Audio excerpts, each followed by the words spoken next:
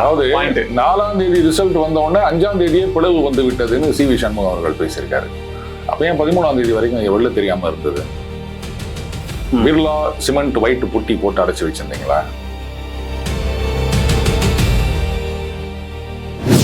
அந்த நேரத்துல கட்சியை காப்பாற்றணும் அப்படின்னு சொன்னா கபால்னு நீங்க ஆதரவு கொடுத்துருங்க, கூட்டணி ஆட்சியை வச்சுக்கலாம், அப்பதான் கட்சியை காப்பாற்ற முடியும் அப்படின்னு மூவ் பண்ணி இருந்தாங்கன்னு சொன்னா அது சரியா இருந்திருக்கும். கரெக்டா எவ்ரிதிங்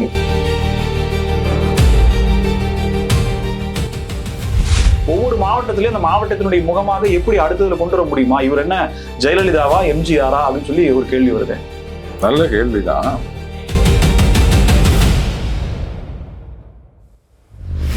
இதையே பாஜக யாராவது சொல்லியிருந்தீங்கன்னா பாத்தீங்களா இது மதவாத அரசியல் செய்யறாங்க அப்படின்னு ஒரு குற்றச்சாட்டை சொல்லிட்டு போயிட்டே இருந்திருப்பாங்க.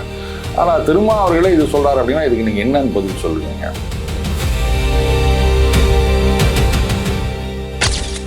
இதை வந்து கிரவுண்ட் லெவல்ல இதை யோசிப்பாங்க. மிகப்பெரிய ஷிஃப்ட் நடந்து விட்டாங்க. சோ அதிமுக திமுக இந்த ரியாலிட்டியை புரிந்து கொண்டு அரசியல் பண்ணா மட்டும்தான் வேலைக்கு ஆகும்.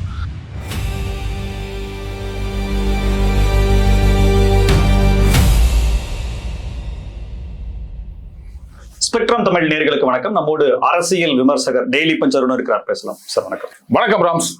இந்த இடத்துல மனித புனிதர் செங்கோட்டையன் அவர்களை பத்தி ஒரு பேச்சு வருது. ஏன் அப்படின்னா 47 பேரை ஒட்டுமொத்தமா ஆதரவுக்கான முயற்சிகளை தாவேகா தலைவர் மேற்கொள்ளாம எல்லாருக்கும் ஆதரவு எப்படி கேட்கிறாரு, லெட்டர் அனுப்புறாரு, போய் கூட கேட்கிறாரு. ஆனா அதிமுக மட்டும் அது முயற்சி எடுக்காம 25 பேருன்ற மாதிரி அதை உடைக்கணும், செங்குத்தா உடைக்கணும், இதுக்கான முயற்சிகளை செஞ்சது அமைச்சர் செங்கோட்டையன்ற வருது. இப்ப இந்த விஷயத்த முதல்லயே தீர்க்கமா கரெக்டா அதிமுகவுடைய முழு ஆதரவு அப்படின்ற காய் நகரத்துல நகர்த்தி இருந்தாங்க அப்படின்னா அது என்ன அமைச்சர் பதவி கொடுக்குறாங்களோ, எவ்வளவு கொடுக்குறாங்களோ, இல்ல எடப்பாடி கே பழனிசாமி எப்படி காம்ப்ரமைஸ் பண்றாங்களோ தெரியல. ஆனா அந்த மூவ் தான் சரியா இருந்திருக்கும்னு நினைக்கலாமா? நான் சொல்லிட்டா இவங்க வந்து மைனாரிட்டி கவர்மெண்ட், சரி ரைட்டு. அடுத்தது வந்து அங்கேருந்து இவங்க வந்து ஆதரவு கொடுக்குறாங்க, வாங்கிட்டு அதிமுக ஏன்னா இங்க மெஜாரிட்டியை நிரூபித்து விட்டாச்சு. இவங்க வந்ததுலேயே உங்களுக்கு மெஜாரிட்டி வந்துருச்சு. அதனால இப்போதைக்கு வந்து உங்களுக்கு பிரச்சனை இல்லை, உடனடியாக அவங்க வித்ரா பண்ண போறதும் கிடையாது. திரை மரகுகளை காய் நகர்த்தி ஒரு 6 மாசம் 1 வருஷம் take your own time wait பண்ணி கீழ்மட்ட லெவல்ல அதிமுக தொண்டர்கள் மத்தியில நாங்க அது மத்தியிலையும் இல்லை இங்கேயும் இல்லை, நாங்க என்னதாங்க பண்றது அப்படின்னு சொல்லிட்டு கொஞ்சம் கொஞ்சமா அவங்க மற்ற கட்சிகளை நோக்கி நகர ஆரம்பிப்பாங்க. குறிப்பா தாவேகாவை நோக்கி அகர்வது அப்படின்றது அதிகமாக இருக்கும். அந்த நேரத்துல கட்சியை காப்பாற்றணும் அப்படின்னு சொன்னா கபால்னு நீங்க ஆதரவு கொடுத்துருங்க, கூட்டணி ஆட்சியை வச்சுக்கலாம், அப்பதான் கட்சியை காப்பாற்ற முடியும் அப்படின்னு மூவ் பண்ணி இருந்தாங்கன்னு சொன்னா அது சரியா இருந்திருக்கும். கரெக்டா everything would have fallen in. அதாவது செக்மேட், இதுதான் வழி, இப்படிதான் போயானுன்ற மாதிரி. புரியுதுங்களா? ஏன்னா இதுக்கு முன்னாடியும் மைனாரிட்டி அரசாங்கங்கள் ஆரம்பிச்ச பிறகு அதுக்கப்புறமா கொஞ்சம் கொஞ்சமா ஆதரவை ஒவ்வொரு கட்சியில இருந்து அப்படி கொண்டு வந்ததெல்லாம் நம்ம நிறைய பார்த்திருக்கோம். சோ அந்த மாதிரி நிதானமா அணுகி இருந்தாங்கன்னு சொன்னா சாலிடா இருந்திருக்கும். அதிமுக தாவேகா இணைபுரியாத கூட்டணின்ற மாதிரி ஆயிருந்திருக்கும். ஏன்னா இன்னைக்கு இந்த 25 பேர் போனாங்கன்னா அவங்க என்ன சொல்றாங்க, கட்சியுடைய எதிர்காலம் என்ன அப்படின்னு. பட் அந்த தரப்புல என்ன சொல்றாங்க, சரிங்க நீங்க அங்க போய் சேர்ந்துட்டதுனால மட்டும் கட்சியை காப்பாத்திட முடியுமா? உங்களுக்கு எதிர்காலமே கிடையாது. சிவி அததானே சார் சொன்னாரு, நாங்க சொன்னோம் இவரு கேட்கவே மாட்டேங்கிறாரு, தேர்தலுக்கு முன்னாடி கூட்டணிக்கே பரும்பாடு விட்டோம், அவரு இல்ல நான் பார்த்துட்டேன், சர்வே எடுத்துட்டேன், 200 இடங்கள்ல ஜெயிக்க போறோம் போங்க அப்படின்னு சொல்லி சொன்னாரு. தேர்தலுக்கு பின்னாடியும் நாங்க சொன்னோம் கூட்டணி வச்சுக்கலாம், நம்ம ஆதரவு தரலாம்னு சொன்னா அதுக்கும் கேட்க மாட்டோம், அப்ப நான் என்ன ஆகுதுன்ற கேட்கறாருன்னு சொல்லி சில குற்றச்சாட்டுகள் பர்சனலாவே வைக்கிறாங்களே. அந்த கோபத்துல தானே சிவிஎஸ் 25 பேரை கூட்டிட்டு போறாரு. ஏன் அப்ப செங்கோட்டையன் அவர்கள் எல்லாம் போன மாதிரி நீங்களும் போக வேண்டியது தானே அப்போ எலெக்ஷனுக்கு முன்னாடியே? நம்பிருக்காங்க அவங்களும். அதாவது 4ஆம் தேதி ரிசல்ட் வந்த உடனே 5ஆம் தேதியே பிளவு வந்து விட்டதுன்னு சி.வி. சண்முகம் அவர்கள் பேசியிருக்காரு. அப்ப ஏன் 13ஆம் தேதி வரைக்கும் வெளில தெரியாம இருந்தது? பிர்லா சிமெண்ட் ஒயிட் புட்டி போட்டு அடைச்சு வச்சிருந்தீங்களா? 5ஆம் தேதியே பிளவு வந்துச்சுன்னு சொல்றீங்கல்ல, அது வெளியில சொல்லணும்ல. அப்புறம் ரிசல்ட் வரைக்கும் ஏன் வெயிட் பண்றீங்க? இல்ல 4ஆம் தேதி ரிசல்ட் வந்த உடனே 5ஆம் தேதி பிளவுன்னு சொல்றாரு. 13ஆம் தேதி வரைக்கும் தெரியலையே, உள்ளுக்குள்ளேயே தானே பவஞ்சிருந்தது. அன்னைக்கே நீங்க வெளில வந்திருந்தீங்கன்னு சொன்னா அட்லீஸ்ட் அந்த 32 அவங்களால திரட்டி இருக்க முடியும். அந்த 32 முடியல அவங்களால.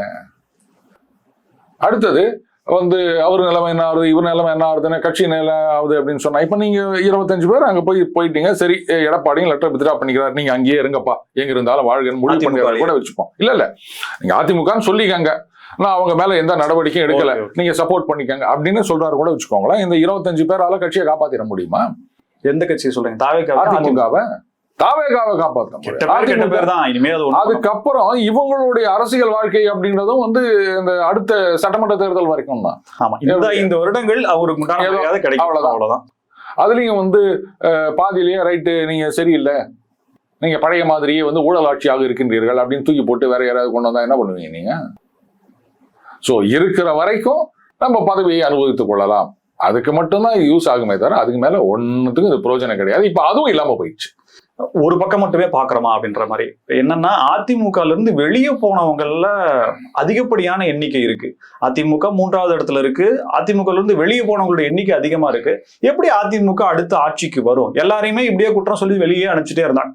ஆப்வியஸ்லி குற்றம் கடுமையானதுதான், நடவடிக்கை எடுக்கணும் தான் வெளியில இருந்து தெரியுது. பட் என்ன பண்றது, மறப்போம் மன்னிப்போம்ன்றத ஏத்துக்காம எல்லாரையும் வெளியில அனுப்பிச்சோம் அப்படின்னோம்னா அடுத்த வெற்றிக்காக பாடுபடுவர்கள் யார்? ஒவ்வொரு மாவட்டத்திலயும் அந்த மாவட்டத்தினுடைய முகமாக எப்படி அடுத்ததுல கொண்டு வர முடியுமா? இவர் என்ன ஜெயலலிதாவா, எம்ஜிஆரா அப்படின்னு சொல்லி ஒரு கேள்வி வருது. நல்ல கேள்விதான். ஒரு விஷயம் புரிஞ்சுக்கணும். இங்க அரவிந்த் கெஜ்ரிவால் கட்சி முதல்ல வந்து மெஜாரிட்டி இல்லாம வராங்க. அதுக்கப்புறம் 48 நாளோ என்னவோ இருந்துட்டு அதுக்கப்புறம் வராங்க. 67 3 பேர் தான் பாஜக எம்எல்ஏ. அந்த அளவுக்கு ஒரு மாபெரும் வெற்றி, தொடர்ந்து ஜெயிச்சுட்டு வராங்க. அவங்கள வந்து நீக்கவே முடியாது அப்படின்ற ஒரு நிலைமையில அரவிந்த் கெஜ்ரிவால் அவர்களே தோத்து போற நிலைமைக்கு கொண்டு வந்தாங்க. இன்னைக்கு டெல்லியில பாஜக மீண்டும் ஆட்சியை பிடித்திருக்கின்றது. அவங்க நிதானமா, அதே சமயத்துல அந்த ஸ்லோ அண்ட் ஸ்டெடி அப்படின்ற மாதிரி ஆழமா காலை வச்சு போறாங்க. இப்ப இந்த 5 வருஷத்தை ஒரு வாய்ப்பாக எடுத்துக்கொண்டு கட்சியை வளர்க்க வேண்டும். முதல்ல அடிப்படையில ஒரு விஷயம் புரிஞ்சுக்கணும். அதிமுகவும் சரி, இன்ஃபேக்ட் இன்றைக்கு திமுகவும் சரி, அதிமுக வந்து இனிமே மைனாரிட்டி வாக்குகள் அப்படின்றது அவங்க ஒவ்வொரு தேர்தல் முடிஞ்ச பிறகு சொல்லுவாங்க, எங்களுக்கு வரல பாஜகவோட சேர்ந்ததுனால அப்படின்னு. இது வந்து 19லயே உங்களை விட்டு போயிடுச்சு. அது இனிமே இந்த பக்கம் திரும்பி வரப்போவது கிடையாது. அப்கோர்ஸ் அதிமுகவுக்குன்னு இருக்காங்க, அந்த மைனாரிட்டி வாக்காளர்கள் ஒட்டுமொத்தமா போயிட்டாங்க சொல்ல, இவங்களுக்கும் இருக்காங்க. ஏன்னா எம்ஜிஆர் காலத்திலேருந்து வந்தவங்க அப்படின்னு இருக்காங்க, நான் இல்லைன்னு சொல்லலை. ஆனா நீங்க எதிர்பார்க்கிற அளவுக்கு அவங்க மறுபடியும் வந்துருவாங்க அப்படின்னு நினைச்சீங்கன்னா தப்பு. இது திருமாவர்களுடைய வார்த்தையில இருந்தா நம்ம எடுத்துக்கணும். திமுகவும் அதே மாதிரிதான். ரொம்ப அழகா சொன்னார் திருமாவர்கள். 80% கிறிஸ்தவர்கள் அந்த பக்கம் போயிட்டாங்க. அதனால தான் விஜய் அப்படின்றத ஜோசப் விஜய் அப்படின்னு பிராண்டிங் பண்ணாங்க அப்படின்னு வேற சொன்னார். இதையே பாஜக யாராவது சொல்லியிருந்தீங்கன்னா பாத்தீங்களா இது மதவாத அரசியல் செய்யறாங்க அப்படின்னு ஒரு குற்றச்சாட்டை சொல்லிட்டு போயிட்டே இருந்திருப்பாங்க. ஆனா திருமாவர்களே இது சொல்றாரு அப்படின்னா இதுக்கு நீங்க என்னன்னு பதில் சொல்லுவீங்க? பிசிகா அவங்க வந்து கூட்டணி தர்மம் அப்படின்னு சொல்லி திமுகவோட நடவடிக்கைகள்லாம் முட்டுக்கூட்டு இருந்ததுனால அவங்களுடைய அந்த ஆதரவு அப்படின்றது வந்து தாவேகா பக்கம் போய்விட்டது. அதனால தான் அவர் வந்து கொள்கையற்ற பதர்கள்னு சொன்னாரு அப்படின்றதையும் நம்ம பார்த்தோம். இன்னைக்கு திரும்ப அவர்களுடைய நிலைமை என்னன்னா, இன்னைக்கோ இல்ல நாளைக்கோ இல்லைங்க நான் திருப்பி திமுக கூட்டணிக்கே வந்துடுறேன், தாவேகா வானா, அவங்க நிஜமாகவே RSS பாஜக பெற்ற பிள்ளைகள் புரிஞ்சுக்கணும் அப்படின்னு சொன்னாலுமே அவர் மட்டும்தான் வரலாமே தவிர அவருடைய ஆதரவுன்றது இந்த பக்கம் வராது. இதுதான் இன்றைய ரியாலிட்டி. இதை புரிஞ்சுக்கிறதா வாக்கு வராதுன்றீங்க? வராது, அது தாவேகா பக்கம் போயிடுச்சு. இனிமே இந்த பக்கம் வராது. நான் திருப்பி சொல்லிட்டு இருக்கேன், 77லேருந்தே நீங்க எடுத்து பாருங்க, எந்த ஒரு கூட்டணி அந்த ரிசர்வ்டு கான்ஸ்டிடுவன்சின்னு சொல்றாங்க இல்லையா, அதுல அதிகமான எண்ணிக்கை கூட்டணியோ இல்ல கட்சியோ அதுல அதிகமான எண்ணிக்கையில ஜெயிக்கிறாங்களோ அவங்க மட்டும்தான் ஆட்சி அமைக்கின்றார்கள். ஆனா அந்த ஒடுக்கப்பட்ட சமுதாயத்தை சார்ந்தவர்கள் நாங்க தான் அவங்களுக்கு பாதுகாப்பு அப்படின்னு சொல்றாங்க. ஆனா அவங்களுக்கு என்ன ஒரு பெரிய ரெப்ரசன்டேஷன் கொடுத்தாங்க மந்திரி சபையில? எங்களை வந்து ஓட்டு போடுற மெஷினா தான் இவங்க யூஸ் பண்றாங்க அப்படின்னு அந்த இளைஞர்கள் மத்தியில ஒரு பெரிய ஆதங்கம் இருக்கின்றது. இன்னைக்கு வந்து அதுக்கு ஒரு பதில் கொடுத்திருக்கார் அப்படின்னும் போது 8 என்னவோ மந்திரிகள் இருக்காங்க அப்படின்னும் போது நேச்சுரலி அவங்க இந்த பக்கம் திரும்பி வருவாங்கன்னு ரிசல்ட்டே வந்துருச்சு.